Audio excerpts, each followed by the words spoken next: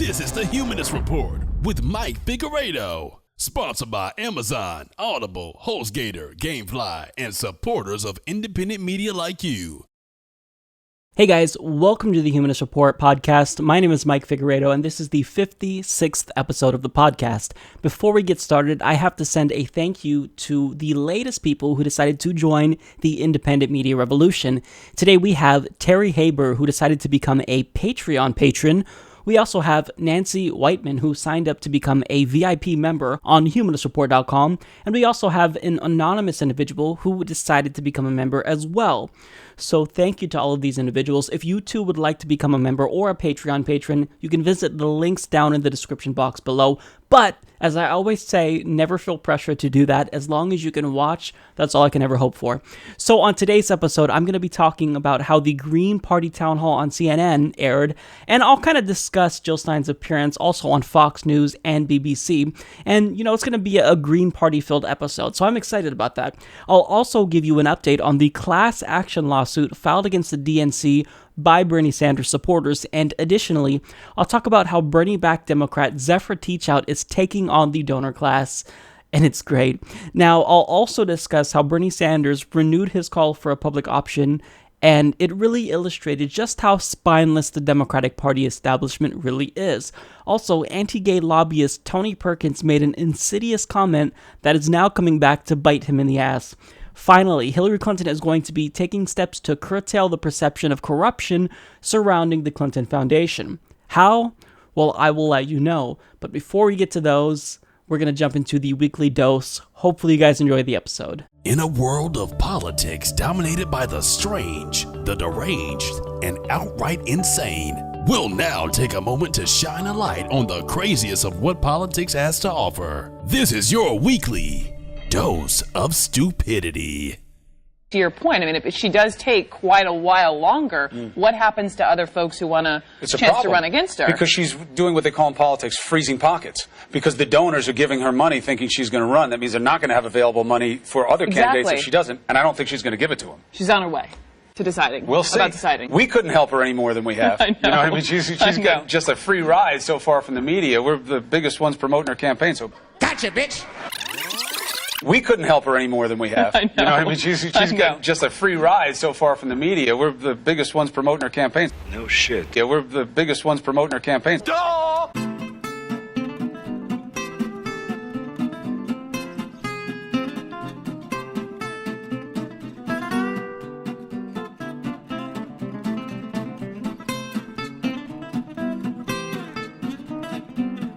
I am winning. Yeah, we're the biggest ones promoting our campaigns.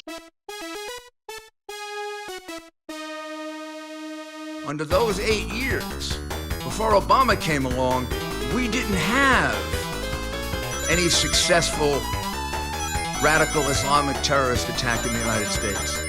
They all started when Clinton and Obama got into office. ISIS is honoring President Obama. He is the founder of ISIS. He's the founder of ISIS, okay? He's the founder. He founded ISIS. What the fuck? What the fuck? Freaking idiot. You're so dumb. You are really dumb. For real. Stupidity.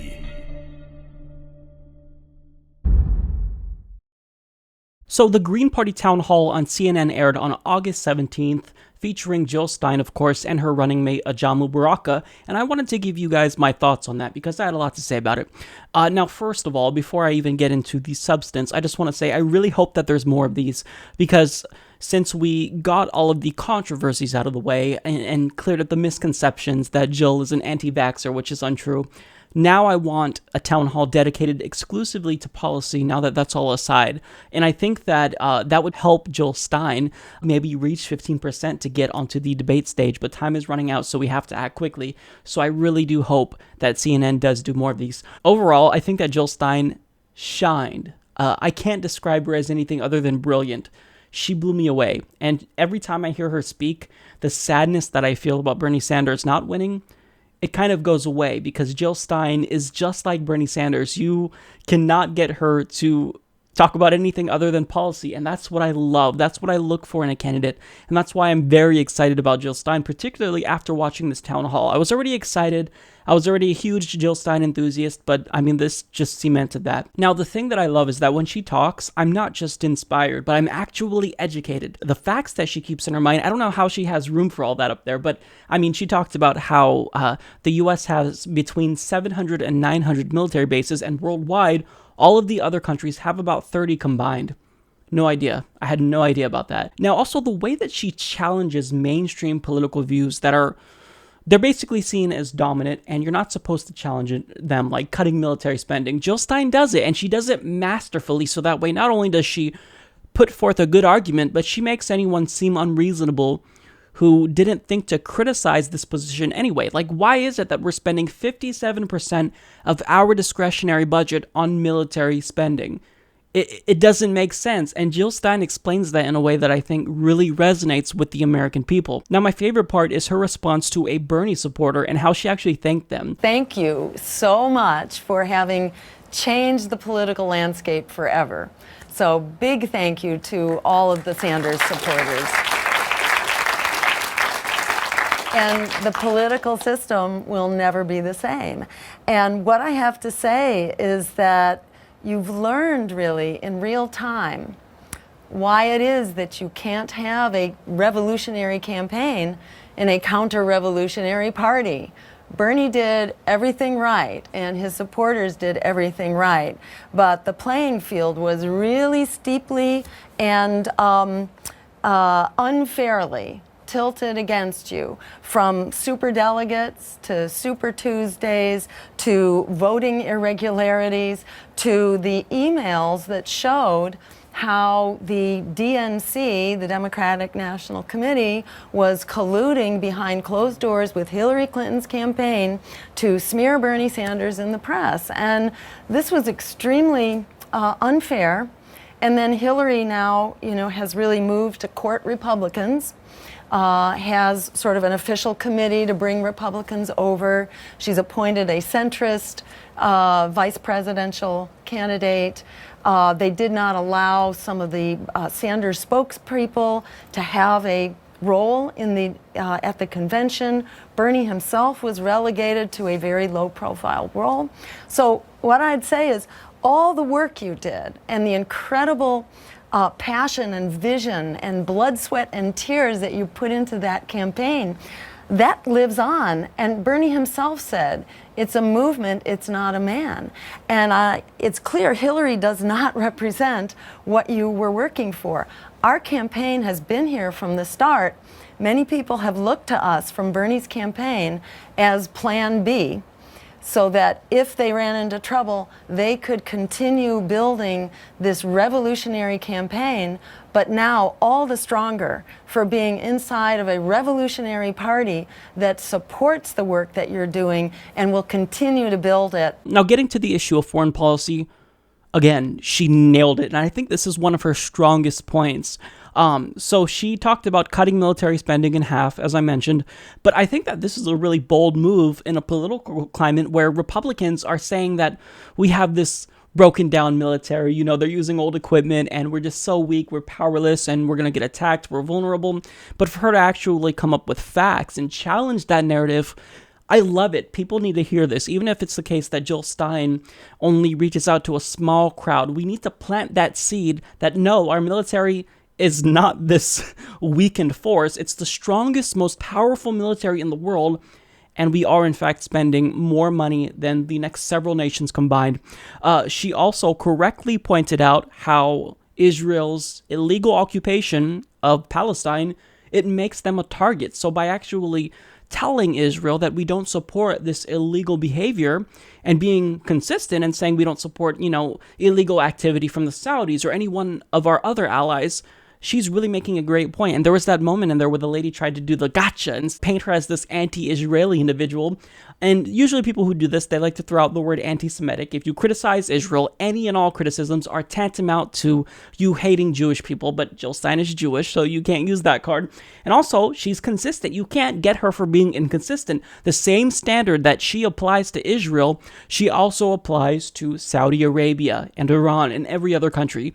I love it. Now, there were parts of the town hall that rubbed me the wrong way, and this isn't because of Jill Stein, but there was the religious question. Okay, this is a waste of time. This comes up in debates. This comes up in town halls all the time, and it's a waste of time. Look, are you honestly telling me that if Jill Stein gave the wrong answer that you wouldn't vote for her just because of her religious predisposition? It doesn't make any sense to me. I don't get why this is a question that we're asking in 2016. It's time to move on. It's time to grow up and move past religion. Okay, this is something that you don't ask to someone who wants to lead the country. You ask this to a friend or a family member and you can have a discussion about that. But I don't give a shit about her religious beliefs or lack thereof. What I care about is the policy substance. So the fact that CNN would even filter out certain questions and allow this one to come through, it's so frustrating because they do it every single time. Now, also, the questions about vaccines was frustrating. I think it was important, but at the same time, anyone who was curious as to Jill Stein's stance on vaccines, it could have been cleared up with a 5-minute Google search.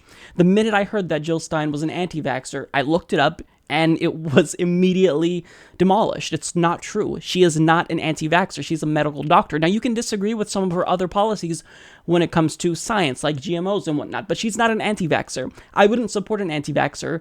Donald Trump is an anti-vaxxer. He's the true anti-vaxxer. Nobody presses Donald Trump on that stance, though. Jill Stein, however, they can't attack her on the policy substance, so they have to pivot to these non-substantive attacks that have been debunked over and over and over and over and over. Now, when it comes to what rubbed me the wrong way in this town hall, we get to this part. Dr. Stein, given the way our political system works, effectively you could help Donald Trump like Ralph Nader helped George Bush in 2000.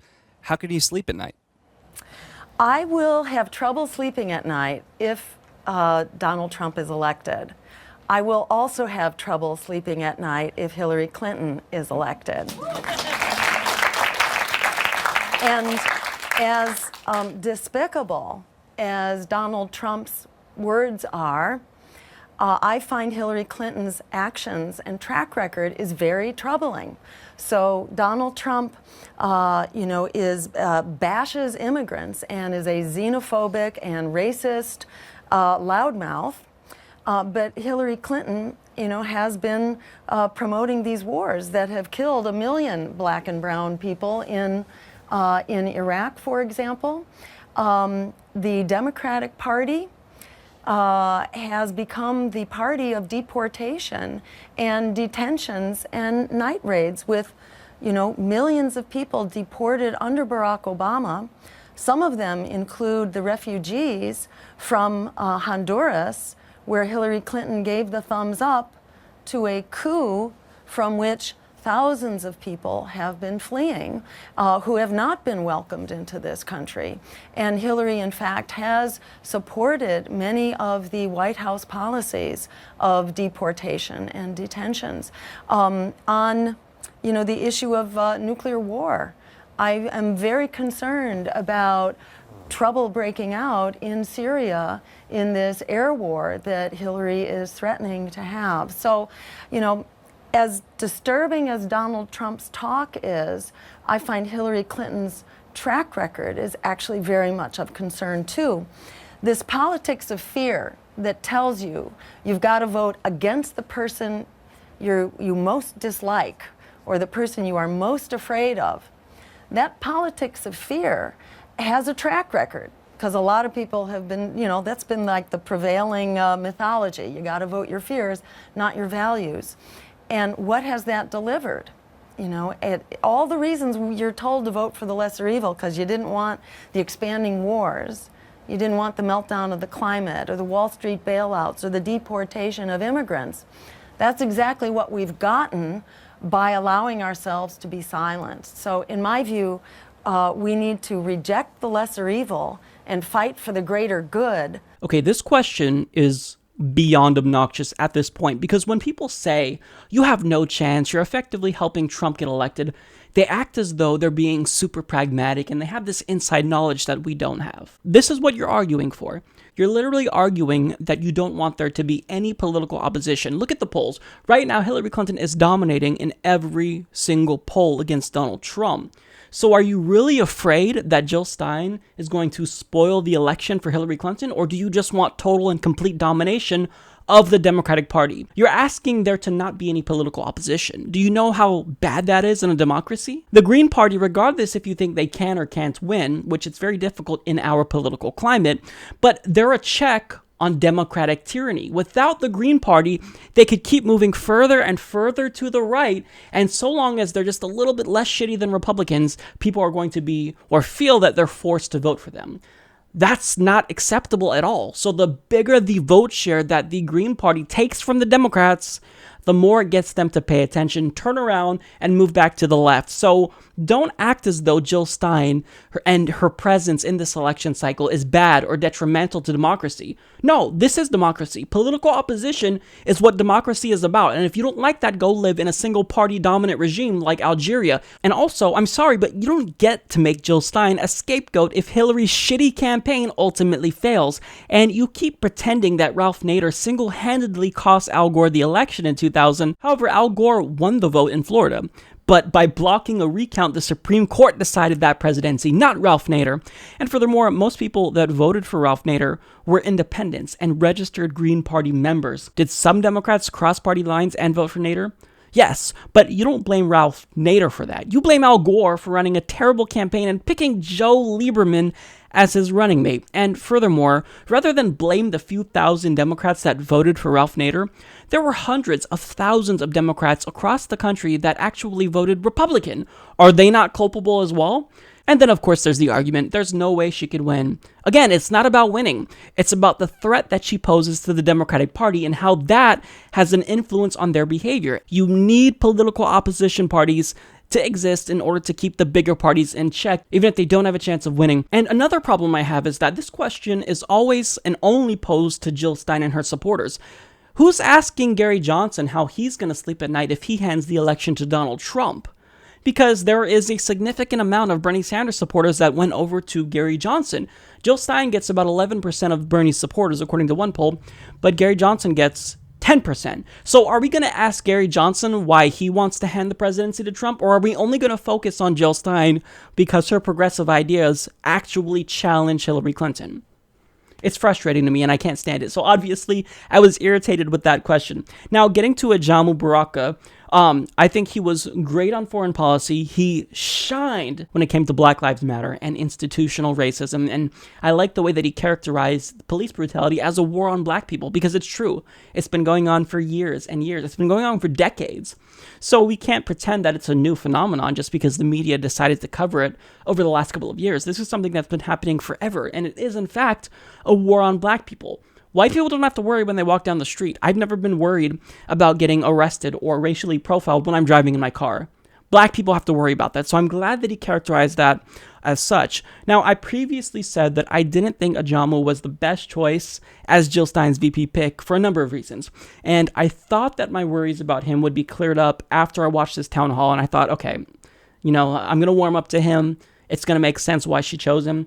Unfortunately, I still don't see it. I don't think he's a great choice for her. I don't dislike him, but just given the context of what he said about Bernie Sanders and how Jill Stein needs Bernie Sanders supporters, it's not clear to me. I don't think he's the best choice for her. I mean, when it comes to him calling Obama an Uncle Tom, it just wasn't a good look, and his answer, I thought, came off as overly politician-y. So, I mean, if he was just honest and said, look, I called him an Uncle Tom in the heat of the moment when I was feeling angered and disenchanted with his neoliberal economic policies and neoconservative war policies. I mean, it's a human emotion. I think that would have played better if he was just honest. And, getting to his criticism of Bernie Sanders, he claimed that you can't disconnect foreign policy from domestic policy if you are trying to be a true progressive.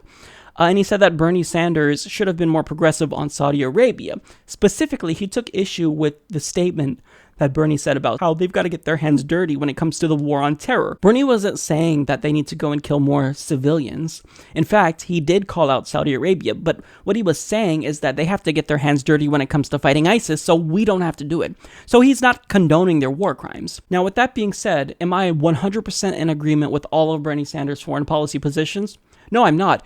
But I think that either Ajamu Baraka mischaracterized Bernie Sanders' position or he was just being intentionally misleading so he can kind of save face. And I don't think it came off very well, honestly. Overall, even if it's the case that I'm not enthusiastic about Ajamu Baraka as, a running mate, I still do like him as a person. I think that his articles and, his thoughts on foreign policy and American politics is very, very interesting. But I think just in terms of him being a running mate, I don't see why she chose him, but at the same time, when I hear Jill Stein speak, I think that she could honestly pick Jeb Bush and I'd still vote for her. I'd still enthusiastically cast my vote for her just because she's such a strong candidate herself. Well, maybe not Jeb Bush. Let me backtrack a little bit. But I'm just saying that Jill Stein is such a strong candidate that I don't really think that it matters who her running mate is. Now, when you look at Gary Johnson, for example, I think his running mate is so strong that he actually outshines Gary Johnson. And he did in their CNN town hall, but that's not the case in the Green Party town hall. I think Jill Stein was a star, as she rightfully should be, since she is at the head of the ticket. And look, she's phenomenal. So I really, really hope to see more of these. Kudos to CNN for actually doing it and giving press coverage to the Green Party. And in fact, Green Party enthusiasm spiked all over the internet. I mean, you look at social media, you look at Google searches for Jill Stein, and it just jumped. So this was great. It was a great opportunity for Jill Stein to get out her ideas about canceling student debt and her foreign policy ideas that are just common sense. So loved it, loved everything about it. Jill Stein is a fantastic candidate, and after watching this overall, my enthusiasm went up for Jill Stein even more, which I didn't think was possible. So, look, she's great. She's a phenomenal candidate. Green Party presidential candidate Jill Stein recently appeared on BBC News, and in this interview that she had, she was polite as usual. She articulated her policy positions well, but the BBC host, much like the other hosts of news outlets, was incredibly rude to her, even though she was very nice to him. He was smug, and it was very apparent that he did any and everything he could to vilify her and try to make her look bad, but thankfully, he fell flat on his face. Take a look. On fracking, you oppose fracking, and yet there are said to be between 2 million and 2.7 million American jobs linked to fracking. Does that make sense to be opposed?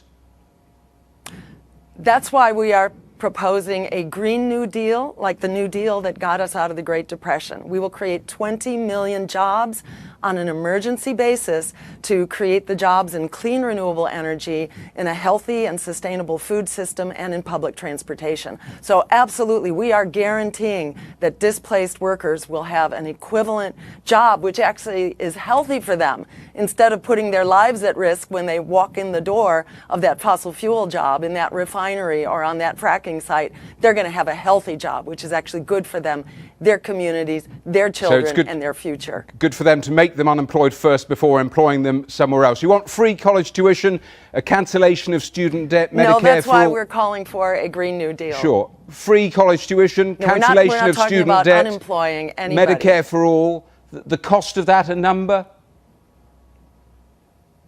Yes. In fact, the Green New Deal pays for itself in health benefits alone.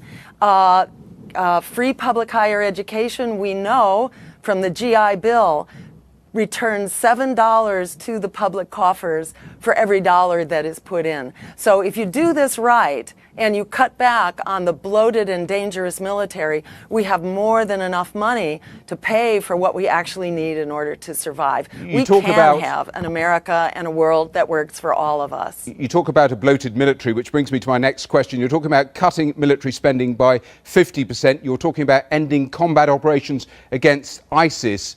Are you really suggesting that in a world that's probably as dangerous as it's been for as long as people can remember? Well, we have a 15-year track record now for this policy of bombing and shooting against terrorism. And what it does is create worse terrorist threats. ISIS came out of the catastrophe of both Libya and Iraq. So let's actually look at the track record. What we need to do, in fact, is to impose a weapons embargo on the area. And the U.S. can lead the way because we are supplying the majority of arms to all sides, in fact. We need to absolutely put a wet blanket on the Middle East instead of applying a flamethrower, which is what we have been doing. We need a weapons embargo, and we need to put a freeze on the bank accounts of those countries that are continuing to fund terrorist enterprises. According to Hillary Clinton and a leaked State Department memo, that's particularly Saudi Arabia. You have no experience. That's another of the major criticisms. How do you address that? Actually, I have lots of the right kind of experience. I have experience working with the social movements, with grassroots groups, in order to change legislation and regulation. Everything from cleaning up our coal plants here in Massachusetts, to shutting down polluting incinerators, to changing laws and regulations that impact our health. So what I don't have is the experience taking money in a corrupt system through the back doors and doing favors for Wall Street and the health insurance companies. But I have exactly the kind of experience that we need in order to move forward with a transformative agenda for people, planet, and peace over profit. You've been scathing about the other two main candidates. I mean, you call Hillary Clinton a warmonger, you call Trump a bigot, but how do you plan to combat them over the coming months, given that you're practically getting no primetime airtime there in America? And that is exactly the question. There's a big campaign now to open up the debates, to actually make the debates an institution that serves the American public. Right now, the debates are controlled by, guess who? The Democratic and Republican parties. But there are rules. They talk about 15% and you're nowhere near 15%. Corporation. Well, there's a movement actually to challenge that 15% as a strategy whereby the political establishment silence opposition. We call that tyranny in other countries.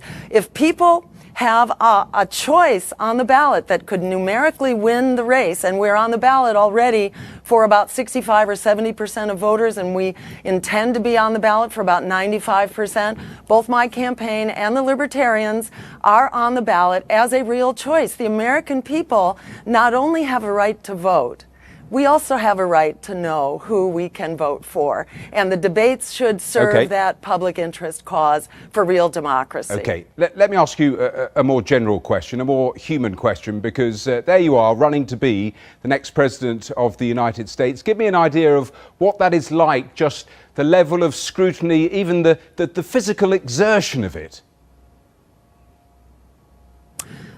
It's it's a 22-hour-a-day job. It's, in my view, it's a wonderful opportunity. You know, I'm a medical doctor, and I came to see that if we're going to fix the things that are literally killing us, we have to address our sick political system above all. And I began this process really about 15 years ago when I was recruited to start running for office by the Green Party, which, lo and behold, I didn't know anything about. It was actually a party that was advancing the same agenda that I was for people, for an environment, for jobs, for an economy that works for all of us. So, since I've begun this, to me it's a really wonderful, exciting, and very healing process by which we get to have a real conversation through the Green Party, because we're not funded, by the you've made that usual, point. You've made that point several times. I mean, this campaign, I said it in the introduction, it's been the ugliest, the nastiest, the most divisive that many people can remember. How uncomfortable is America in 2016, do you think? Extremely. I think America is rather desperate right now, and they're desperate for something different than what has been throwing them under the bus. Believe me, as an advocate for public health, for cleaning up our air and our water. You know, these fights are not new to me. They are vicious. The fights that are sponsored by the industries that are trying to save their neck, they fight in a very underhanded way. So I'm completely accustomed to the kind of vicious attacks that are being launched against me. This is what it means to stand up and fight against a truly corrupt political system. But you keep talking. But in my view, you keep in talking this election, about. You keep talking about, in a sense, being an outsider. You want to be the most powerful politician on earth, and you're selling yourself as not being a politician. Does that make any sort of sense? Well, you know, let me just say, in this election, the American people are the outsiders, and it's the American people who are getting screwed. In this election, we're not just deciding what kind of a world we're going to have, but whether we're going to have a world or not going forward, not just on climate change, but on the new nuclear arms race. And Hillary Clinton wants to start an air war over Syria, declaring a no-fly zone against another nuclear armed power, Russia.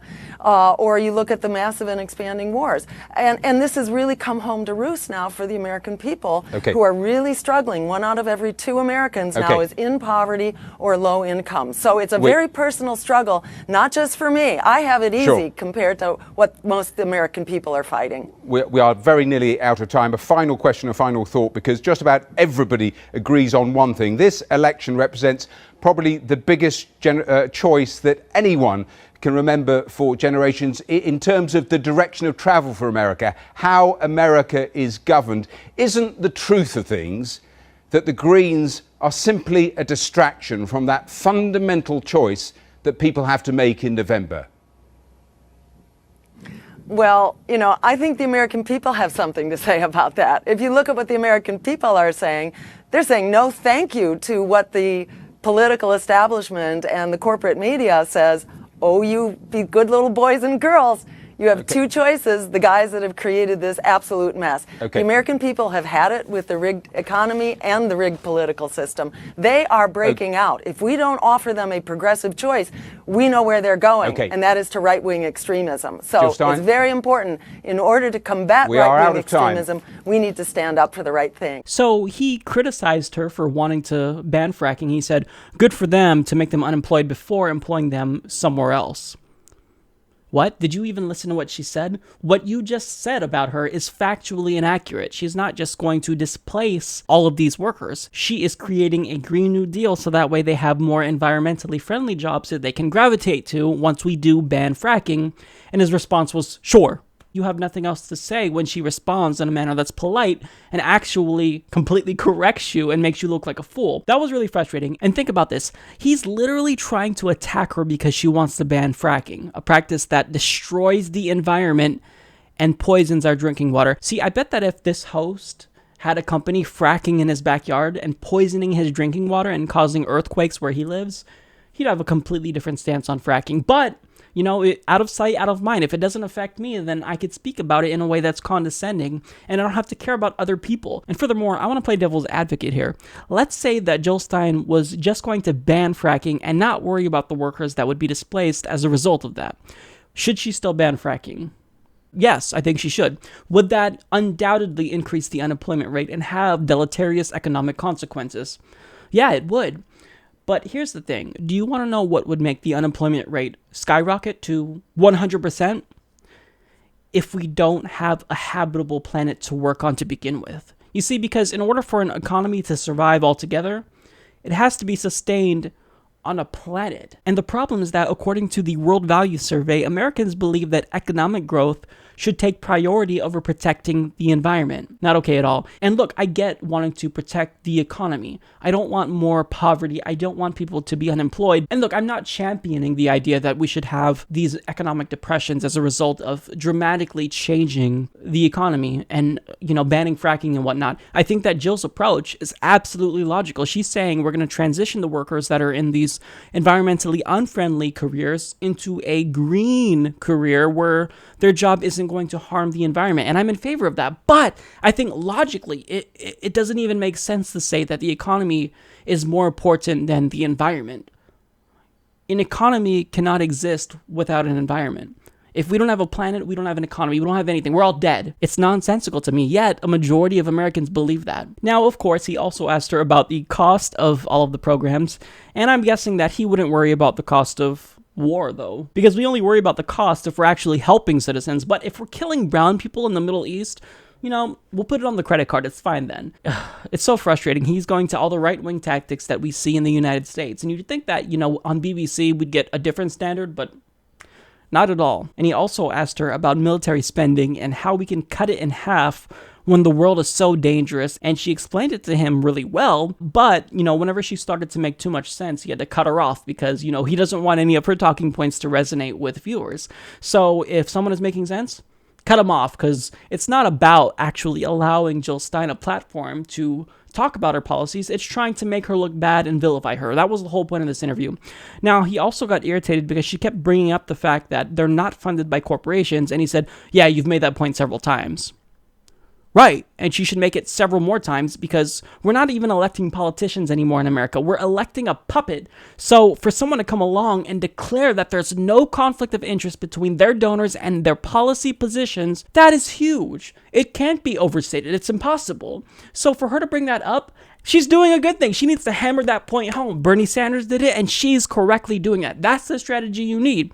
See, rather than applauding her for that, though, this host just decided to dismiss her and imply that she's crazy because she wants to repeat herself. You're a crazy person. Look at this crazy person. She's repeating herself. Unbelievable. Now, he said, you're selling yourself as an outsider but campaigning to be the most powerful politician on earth. Does that make any sort of sense? See, nobody understands what a political outsider and a political insider is. Nobody can distinguish the difference between establishment and anti-establishment. The problem is that if you're going to be smug, you have to actually be knowledgeable, dude. Jill Stein won't automatically become an insider as president. She's an outsider because she's not a part of the corrupt political establishment where she takes bribes, does favors for her donors, and then gets out of office and then goes and becomes a lobbyist for the people that she worked for, who she did the bidding for in Congress. But overall, here's what I love about Jill Stein. She handled her own there, and she had the perfect response to any and every bullshit he tried to throw at her. See, anytime someone gets cut off because they're making sense, that's when you know there's an ulterior agenda behind what he's doing. See, he called her a distraction, but this distraction made him look like a fool on his own show. So it's not so much that Jill Stein is a distraction, it's that she might take votes away from the dominant political establishment, which is driving us into poverty, which is spawning wars across the globe that are illegal and unethical. And she's actually speaking out against it, but you don't want to hear what she has to say because you cut her off each time. But here's the thing. If you have to cut her off, you help Jill Stein because you show that you're afraid that what she's saying might actually resonate with viewers. It might actually resonate with the people who will be deciding this election. So they're going to do everything they can to try to vilify Jill Stein, but you can't do it because she's smooth, she knows what to say, she's articulate, and she could break down any bullshit argument you try to give her. So keep it up because it's only helping Jill Stein. So I previously covered a segment where Jill Stein went on Fox News, and it was interesting to watch that dynamic because with how much of a leftist Jill Stein is and how much far to the right Fox News hosts are, it was really interesting to watch their responses to her policy positions. And in the end, I concluded that I think that she made their heads explode. So she went back on Fox News, and I think she did the same thing. She calmly and articulately destroyed them. They tried really hard to make her look bad, and it just blew up in their face. Take a look. So we played a clip from you earlier, just a couple of minutes ago, attacking Trump for being warlike. And it seems to me that if you compare Trump and Hillary, Trump has supported no wars that I'm aware of. Hillary Clinton supported the war in Iraq, the escalation in Afghanistan, war against Syria, and of course she was one of the prime movers behind the killing of Gaddafi in Libya. On the question of war, aren't you closer to Trump than you are to Hillary? I think you could say so. I think Hillary has an absolutely catastrophic war record. On the other hand, Trump has talked about his secret plans that will obliterate resistance in various areas of the Middle East, which is rather worrisome that he won't tell us how he's going to obliterate the enemy in the Middle East. And he's calling again for the strongest military ever. Right now, that military is eating up 50% of our discretionary budget, almost half of your income tax is going to support the military. And these wars that have not made us safer, in fact, they're making us less safe. Terrorism only keeps gaining more territory, becoming more strong and more vicious. So this is a failed policy, and unfortunately Donald Trump doesn't really stand up to that. He calls for more of the same, though you're right, he doesn't have the track record of these devastating wars that Hillary actually does. And Ms. Stein, I want to get your thoughts on Julian Assange, because from WikiLeaks, and those tens of thousands of emails that were released by WikiLeaks caused a lot of convention chaos. Debbie Wasserman Schultz even booed out of a job almost. He was satellited into the convention and he was deemed a hero. What does that mean? Well, thanks to whistleblowers like Julian Assange, we actually know now about the government spying on us, on our phone calls, on our emails, on our web communications and habits. So there are actually violations of our constitutional rights that are going on behind closed doors. And now that we've been alerted, we've actually started to take steps to correct that. So I think it's very important. Whistleblowers have always played a really critical role for making sure that they keep our government honest and that they are not violating our rights behind closed doors. Well, Dr. Stein, and thanks to traitors like Edward Snowden, we've also lost agents on the battlefield because we've given up their identity of sources and methods. You talk about Donald Trump's non-plan for the Middle East. He's got a secret plan. Well, hold on. What is the plan? What is your peace offensive in the Middle East? Is that what's going to defeat ISIS? Just a little bit more peace, maybe some jobs for them? What does a peace offensive do to defeat radical Islamic terrorists in the Middle East? Well, first, let's remember we've spent $6 trillion. That's $75,000 no, I understand what's per been American done. What's household. your plan? So, well, I think it's important to be clear that more of a failed policy is not going to work. You cannot bomb terrorism out of existence. You have to starve it.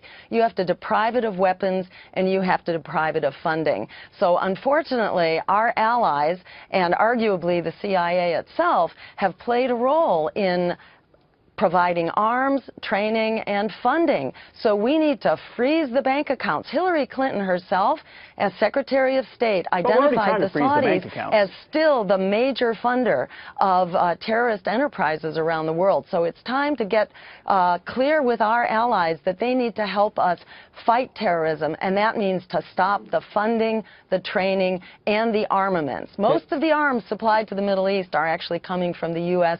and our allies. We just sold $100 billion worth of arms to the Saudis, who can then distribute them wherever they like. So we can shut down this war because it's our weapons that have enabled it to be fought. So you mentioned our allies. Both candidates agree our key ally in the region is Israel. You support a boycott of Israel, and you describe the government this way as responsible for, I'm quoting, apartheid, assassination, illegal settlements, blockades, building of nuclear bombs, indefinite detention, collective punishment, and defiance of international law. My question to you is, do you think Israel is more an outlaw state than, say, Cuba is? Which is a more legitimate government? Well, let me say this. Our policy applies to all countries, and that is where there are flagrant violations of human rights, war crimes, assassinations, and international law, then we need to stop supporting those countries to stop funding them. So we're calling for a level playing field here. Everything we say about Israel also applies to our ally Saudi Arabia, for example, or to Egypt. In the case of Israel, we are providing $8 million a day for an army, which is an army of occupation, which is in defiance of international law. So this isn't something that just I am making up. This is the actual statements of the United Nations and international law. But are you making a moral equivalence between Israel and Cuba, where there are gulags and jailing of dissidents? I mean, are you making that moral equation? Well, we're not funding Cuba to the tune of $8 million a day. And that's what our policy says, is that we need to stop funding and supporting those governments that are in violation of international law. Yeah, there's lots of human rights violations going on in Cuba, in the United States, everywhere around the world. So a lot of Democrats but what our policy says is that we stop actually funding those countries. A lot of Democrats are mad at you because they look at you as the Ralph Nader of this election. If you poll 3 points, 2 points, 1.5 from Hillary Clinton, you could throw this race to Donald Trump. That's the argument they make. How do you respond to that? Well, first, Politicians don't have a new form of entitlement, an entitlement to our votes. They have to earn our votes.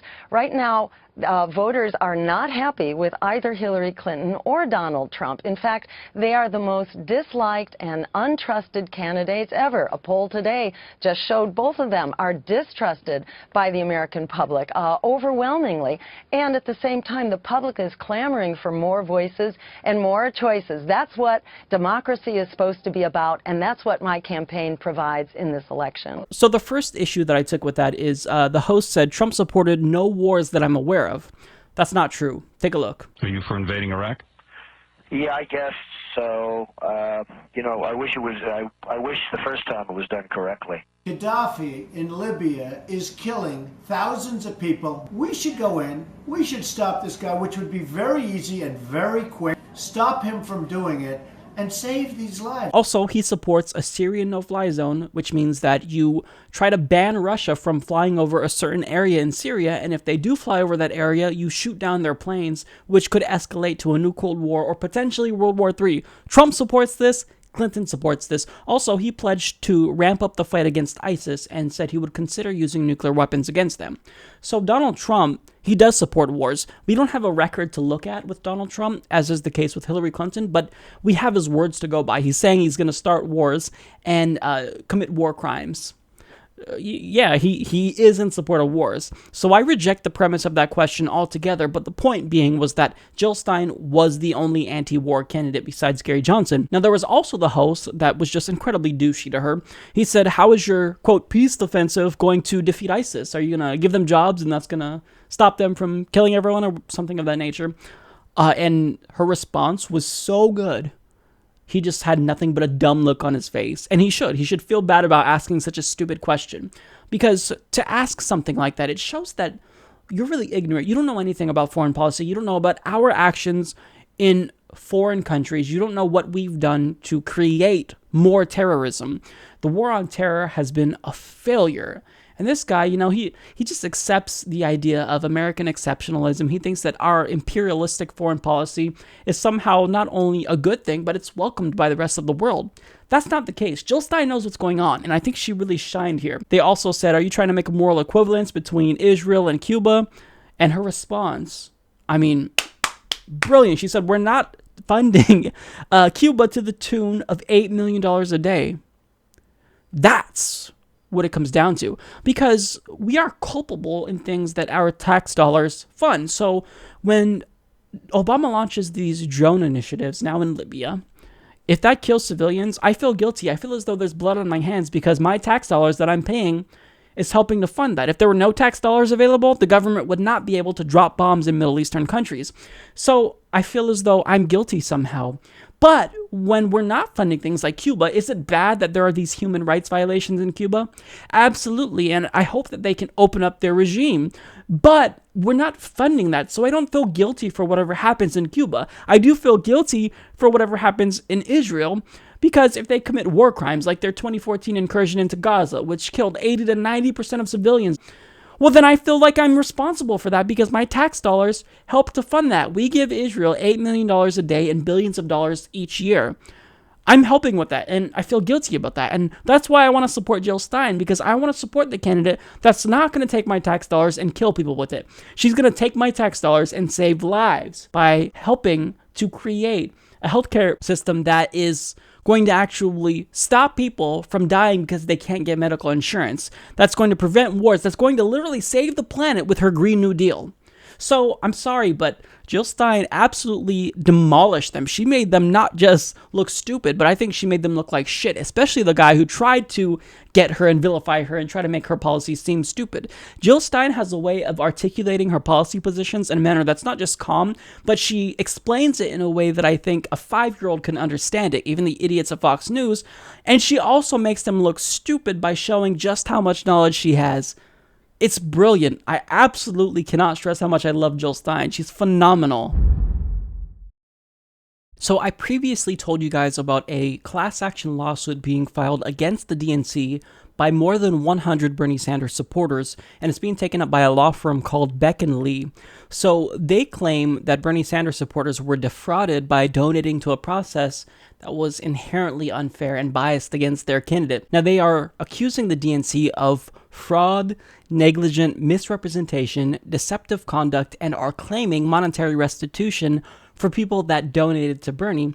And they're also alleging the DNC broke its own fiduciary duties and is guilty of negligence for failing to protect sensitive donor information that was hacked. Now, this is all based off of the evidence from the Guccifer 2.0 leaks and the WikiLeaks release of 20,000 DNC emails.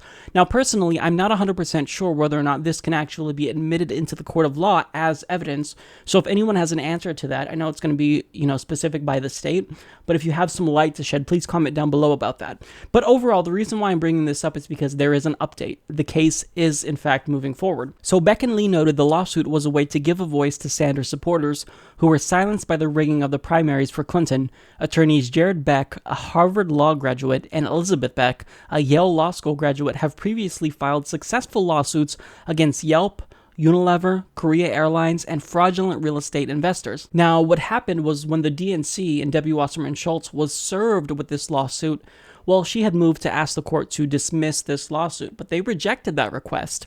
Now, additionally, on August 23rd, an evidentiary hearing will be held in South Florida, and both parties involved in the suit will have to present evidence to support their positions. The hearing was issued by the presiding judge in response to the DNC and Wasserman Schultz's motion to dismiss the lawsuit and a separate motion to buy themselves more time until September 9th. Insufficient service of process was cited, alleging process server Sean Lucas failed to properly serve the DNC. Lucas was filmed serving the lawsuit to the DNC headquarters in July, but was unable to provide testimony to combat the testimony of DNC staff member Rebecca Harries. Lucas was found dead on August 2nd in his apartment. A cause of death has not yet been determined. So there's a lot that's gone on since this class action lawsuit has been filed. Now, when it comes to Sean Lucas's death, horrible. Really horrible, and the circumstances surrounding his death are, they're a little bit suspicious, but I'm not going to imply anything that the DNC is somehow culpable in that. If we have evidence, then sure. But with that and the Seth Rich death and whatnot, I don't want to unnecessarily fuel a conspiracy theory without any evidence if it's untrue, just because I don't think that it's worth it to politicize his death when we don't have all the details. So I won't comment on that portion, but I will say that the DNC is definitely pushing back against this lawsuit pretty hard, and they're going to fight it, and they're trying to extend it and push it back, so that way if they keep pushing it back, maybe it'll go away and people will not care. Maybe it'll be dismissed after the election, but we have to follow through with it. We have to show the DNC that they are not allowed to defraud us and then get away with it. And look, even if it's the case that the Guccifer 2.0 and WikiLeaks evidence isn't going to be admitted as actual evidence, we have instances of them showing their bias against Bernie Sanders and why they wanted to sabotage him. We have the testimonies from individuals like Nico House, who claimed that there were insiders from Hillary's campaign and the DNC trying to sabotage Bernie Sanders and were claiming to work for him. So, we have these testimonies. We have evidence of Debbie Wasserman Schultz literally admitting on CBS, a local station in Florida, that they did everything they can to prepare and work to make Hillary Clinton the nominee. So we do have the evidence. It wouldn't be as strong as actually them explicitly saying they're trying to destroy Bernie Sanders' campaign, as is the case with these WikiLeaks releases. But the evidence it's overwhelming to me. Now, whether or not you can convince a judge or a jury of that is another story. So look, this is an important lawsuit. It has to go through, and hopefully, Bernie Sanders supporters can actually get something out of this, since they were very much, in fact, defrauded by donating money to a candidate that never had a chance because the DNC was working against him. It's unfair. It's unfair. I'm not going to say that Hillary Clinton stole the election, because I think that's a little bit too hyperbolic, but it certainly was rigged. She certainly cheated, and the DNC certainly cheated to help her campaign. So, I can't approve of that. We're owed money. We are owed financial compensation, and I think that it's only moral that we get that. I recently told you guys about a Bernie-backed Democrat named Zephyr Teachout, who is running for Congress to represent the 19th District of New York. Well, she recently won her primary and is going to face off against her Republican opponent, John Faso, in November. Now, to give you some context, she's been an outspoken advocate of public finance elections for a very long time, and she's not just talking the talk. Like Bernie Sanders, she doesn't have a super PAC, and all of her campaign funding comes in the form of small grassroots donations. In fact, her average campaign contribution is $15, even smaller than Bernie Sanders. So you know that if this candidate is not willing to take corporate money, she's not going to be beholden to corporate interests and will represent you. So I want her to get elected. So we definitely care about Zephyr Teachout's campaign, because anyone who can fund their campaign exclusively through grassroots donations, that's someone who you want to get in office, because you want them to set an example for all these corporatist Democrats and corporatist Republicans who think that they can't win unless they take large sums of money from rich billionaire donors. So by doing this and by actually winning, well, it destroys that myth, because they always say we can't show up to a gunfight with a knife. Obama said this, I think. But you can, you see, because Democrats now, Bernie-crats, are winning and they're not taking corporate money. So why can't you? So I think this is phenomenal. We have to get these candidates in office. So you think that, like all candidates, they are itching to debate their corporate billionaire-funded opponent, right? Not really, actually. So she has a different approach. Knowing that the donors are the ones that control the candidates, she figured, why go to the puppet when you can have the puppet master? So here's what she's doing. She's not challenging her opponent, John Faso, to a debate. She's challenging his billionaire donor to debate, Paul Singer. Take a look. So I want to talk to you about someone you've never heard of before, because he has decided to spend $500,000 on a super PAC supporting my opponent, John Faso. This is Paul Singer. He's a billionaire, he's a hedge funder, he seems to be a big privatizer, basically. No rules. Offshore everything. Trans-Pacific Partnership, NAFTA, there's no free trade deal he's ever seen that he doesn't like. This is one of the things that is so important about understanding what's happening with super PACs, is these are people, and mostly men, who are basically just picking and choosing areas and buying people who are going to represent them. I bet $500,000 isn't even a lot of money to him. It's everything in the political campaign. My average donor gives about $15. And that's important to me because it means that I can listen to the concerns of the people of the 19th District. So this is very serious. Paul Singer, I challenge you to come here and have a debate with me. I want to hear why you want offshore jobs. Let's debate Common Core. I want to hear why you think high-stakes testing is good for our schools. Let's debate fracking. I want to hear what you think about the Constitution pipeline and what you think about how we should deal with the real challenges around flooding that are coming from climate change. I'm ready, and I think the people of the 19th District deserve to hear your actual voice when you're putting so much money into trying to buy up representation. So if you didn't love Zephyr Teachout before, there you have it. You just fell in love with her. You're welcome. She's phenomenal. She is phenomenal. She is a Jill Stein / Bernie Sanders Democrat running for office, and she has a very good chance of winning. Now, according to The Hill, Singer is the manager of Elliott Management Corp. and is estimated to be worth over $2 billion. Both Singer and another hedge fund manager, Robert Mercer, have donated hundreds of thousands of dollars to New York Wind's PAC, which is supporting Faso. Teachout invited Mercer to a debate as well. So this is what you do. If you want to make your opponent look like an ass, you challenge their donors to a debate, because it's embarrassing, right? She's going straight to the source because she knows that they're going to be the ones that actually dictate policy. So why even bother with John Faso? He's just a conduit for corporate billionaire corruption.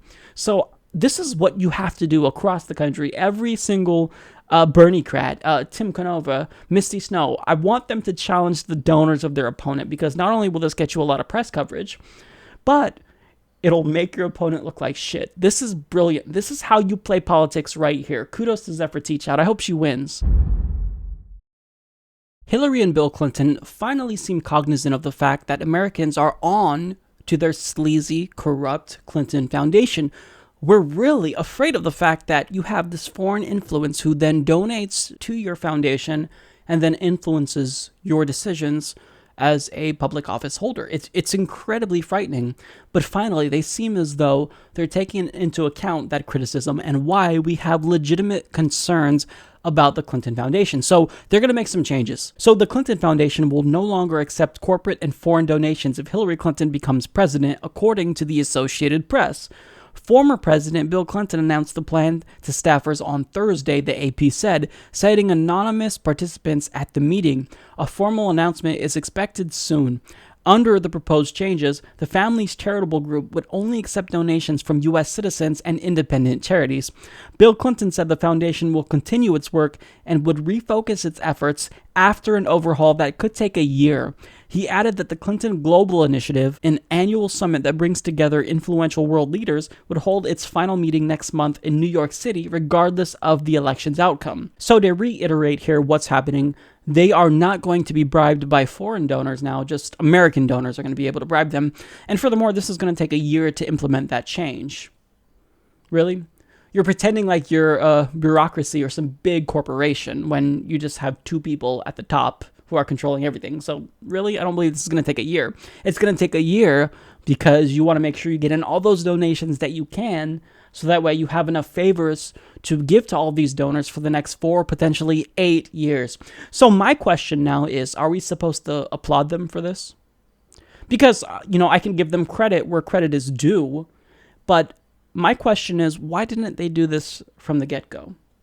You see the optics, even if they weren't corrupt. If I was running for office and I had a foundation, I would think, you know what, I'm going to have to distance myself from this because I know that this kind of gives off a bad image. I don't want people to think I'm corrupt and beholden to the donors of this foundation, and I don't want there to even appear as though there's a conflict of interest. They didn't do that. They thought they're going to continue to have this foundation while she's running for president and take foreign donations for it. So why didn't you do this sooner? And do you think that now, once you've collected millions of dollars in foreign donations, when the election is about 3 months away, we're supposed to think, oh, well, the influence will go away? Well, of course not, because what you're going to do is you're going to collect all of these donations, and then later on, they're going to call you up, and of course, you're going to answer the phone, and what's going to happen? You're going to come through for them like you promised you would, most likely. So I don't really applaud them for this. This is something you should have done a long time ago. This is something that you should have done from the beginning. And I love how we're supposed to be grateful for this. Oh, okay, we're not going to be influenced by foreign donations to our corrupt charitable organization. Well, that should just be a given. I don't want any president to be influenced by money while they're in office. Is that not something that we just get automatically in a democracy? I don't get why we're supposed to applaud them for this all of a sudden. They just don't get it. They don't get it. They don't get why we're afraid that large donations of tens of millions of dollars might influence their opinion. Now look, even though it's the case that Hillary Clinton may seem robotic at times, she's a human being. Even if she is poll-driven and focus group-driven, she's a human. At the end of the day, this money will influence you. And look, there's a reason why when it comes to super PACs, you can coordinate with them up until the point that you announce your candidacy, because it's supposed to be a fail-safe against corruption. But they still coordinate. But the logic behind it, however, and the existence of such laws, nonetheless, is supposed to prevent corruption. And this applies to the Clintons as well. But as we've seen with them, they operate as though they're above the law, and it's incredibly frustrating. This should have stopped immediately once you announced you were going to run for president. Pretend the Clinton Foundation is a super PAC, because it kind of is in some ways. And stop taking all foreign donations the second you announce that you're running for president. Why is it that now, over a year into your campaign, you're now saying that, well, in about a year from now, I'm going to stop taking foreign donations? Why? Why is it going to take so long? Why did it take so long for you to make this announcement? It's just so frustrating. This is one of my problems with Hillary Clinton. They don't think about the perception that they give off to voters. They don't think about how this looks. And the problem is that we actually have evidence of quid pro quos and pay-to-play deals between the Clinton Foundation and their foreign donors. Why is it that after donating $10 million to your foundation, Saudi Arabia got a weapons deal? See, you would think that this is antithetical to Hillary Clinton's position because she's voiced concerns about the repressive tactics of Saudi Arabia, but yet they donated to you, so you know what? Who cares? They don't get it. They just don't get it, and they never will. With the news that health insurance provider Aetna would be bowing out of the public exchanges of the Affordable Care Act because they're throwing a tantrum since the Department of Justice won't allow them to monopolize the market and approve their merger with Humana, we're seeing how obviously flawed Obamacare really is. So this, of course, led to renewed calls for a public option, and the individual leading the charge, unsurprisingly, is Bernie Sanders. He states, in my view, the provision of healthcare cannot continue to be dependent upon the whims and market projections of large private insurance companies whose only goal is to make as much profit as possible. That is why we need to join every other major country on earth and guarantee healthcare to all as a right, not a privilege. These companies are more concerned with making huge profits than ensuring access to healthcare for all Americans. Now, the ultimate goal, of course, is to have a single-payer healthcare system set up in America where we all just have healthcare based on our taxes. We fund it through our tax dollars, and the insurance companies are completely out of the equation. They're abolished, they're not needed, because we don't look at healthcare as a profitable industry. We look at it as a right. Everyone has it. We all pay into it. We all fund it with our tax dollars, and there's nobody that can be excluded. That's the goal. But with that being said, a public option would be a huge step in the right direction because private insurance companies would be forced to be less tyrannical since they'd have to compete with a government-run option. So with a public option, you can choose either to buy insurance from a private company or you can go with the governmental form of insurance, hence why it's called a public option. So Vox explains why this is really important. A public insurance plan for working age people could compete with private insurers and use its bargaining power to push back against drug makers, medical device manufacturers, hospital systems, and other healthcare providers. A public plan would hold down costs more through insisting on lower prices than through micro-regulations of patients or extremely restrictive networks of providers. So at the end of the day, a single-payer system is just common sense. But if you're not even going to have that, then it's essential that we have a public option. It's not just pragmatic, but it's the ethical thing to do. If you're going to allow these unethical insurance companies to exist, then at least make them compete with a government-run plan so that way they can't get too tyrannical. Now the question is, how are Democrats responding to this renewed effort to get a public option? Well, you're not going to be surprised to know that Senator Sanders' renewed push for a government-run healthcare plan is getting a tepid reception from Democrats, with some saying he is waging a losing battle. On Capitol Hill, Democrats think a fight over a public option is nearly impossible to win, regardless of how the November election shakes out. The public option was a good idea in 2009, and it's still a good idea today, but I don't know that the politics have changed at all on it, said Senator Chris Murphy. So in typical spineless Democrat fashion, they're going to back down from a fight before it even begins, and this is in spite of the fact that 77% of Democratic voters, Chris Murphy's base, supports a public option. So he doesn't even want to try to fight in spite of the fact that they might take back Congress and their own party wants them to do this. So, quote, Democrats also appear wary of another politically taxing battle over healthcare. Out of the 11 Democrats running for open or contested seats this year, only Senator Chris Van Hollen is pushing the public option during campaign appearances. This is absolutely pathetic. It's not even like they're trying and then failing. They don't even want to try. They're not even showing up to the fight. And these idiots have the audacity to say, how dare you vote for Jill Stein? How dare you go third party? This is why. And the vote share that the Green Party gets is going to continue to get larger and larger each election cycle unless these idiots wake up. Now, is it the case that Chris Murphy is spineless? Absolutely. He doesn't want to fight. He doesn't want to be principled and actually fight for the people who put him in office. But you have to follow the money if you really want to know why these spineless corporatist Democrats don't fight for us. Senator Chris Murphy, who claims the battle would just be too difficult, has taken $342,000 from healthcare professionals and $395,000 from insurance industries, various insurance industries. So if you're ever curious as to why these Democrats, they don't want to fight for the policies that their own base wants, this is why. It's because they're taking money. They're bought and paid for by the health insurance industry. Why is it that Hillary Clinton proposed one of the best healthcare plans ever in the 90s, Hillary Care, and then all of a sudden she started to back away from that? She proposed a full-on single-payer healthcare system, and then the health insurance industry bought her off. Now, she did pass the child health insurance program, CHIP, but all of a sudden she's not in favor of a single-payer healthcare system anymore. She says she's in favor of the public option, but we know that's not true because guess what? She's taking money from these health insurance industries too. So you can be bought easily in Congress. It doesn't even take millions of dollars. It takes less than $1 million, and you can completely buy off a politician. It's pathetic. Health emergencies can't wait for us to have some theoretical debate about some better idea that will never, ever come to pass.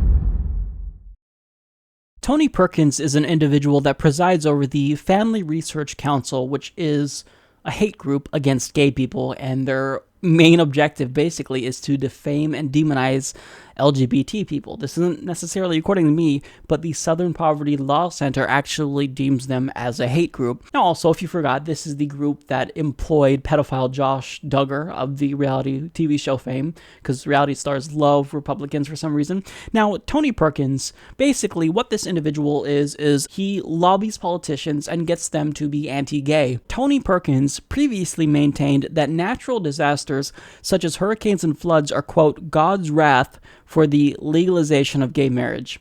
So Pink News explains, speaking on Family Research Council radio, Perkins explained that he and his family were forced to escape their flooded home in a canoe. This is a flood, I would have to say, of near biblical proportions, the homophobic lobbyists announce. Perkins said that he and his family were now living off of God's provisions in their mobile home, where they will spend the next 6 months. So this is my question. If God is real, which he's not, isn't he outing Tony Perkins for homosexuality? Because the irony here is, it's pretty extreme, right?